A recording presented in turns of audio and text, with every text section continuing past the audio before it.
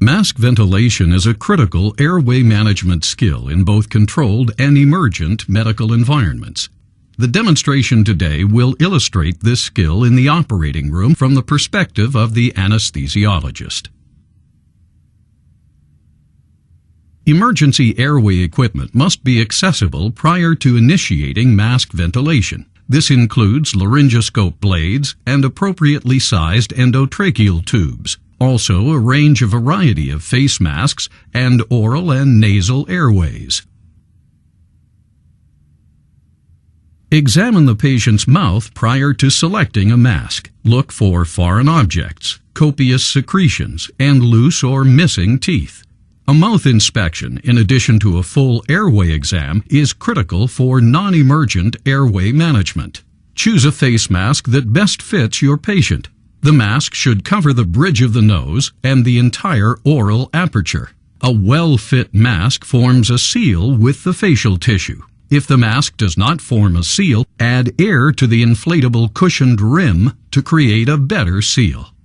Denitrogenate the patient. Open the adjustable pressure-limiting valve and turn the oxygen flow on high. Apply the face mask to form a firm seal on the face. Ask the patient to take 5 deep breaths.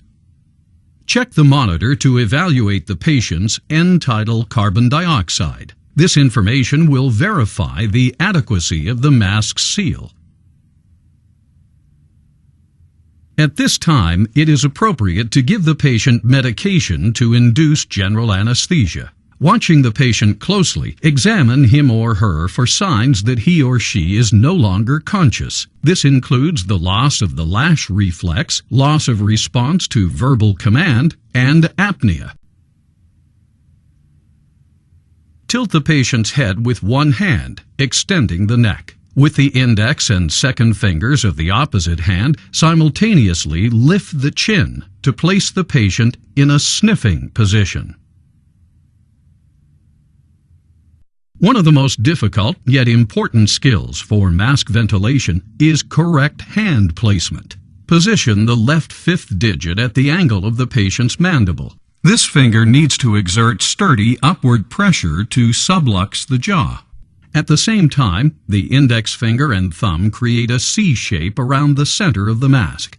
The thumb and index finger apply firm, but not excessive, downward pressure on the mask's surface. Position the middle finger under the mental prominence of the jaw to bring the jaw upward into the mask using only gentle pressure. With your hand properly positioned, you will maintain correct mask placement and free the opposite hand to apply pressure to the oxygen reservoir bag. With the mask in position, gently squeeze the reservoir bag to generate airway pressures of 25 centimeters or less of water. Assess the adequacy of ventilation. Watch for chest rise and auscultate both lungs, listening for equal and bilateral breath sounds. Substantiate your exam findings by confirming the presence of end-tidal carbon dioxide on the monitor and by measuring exhaled tidal volume.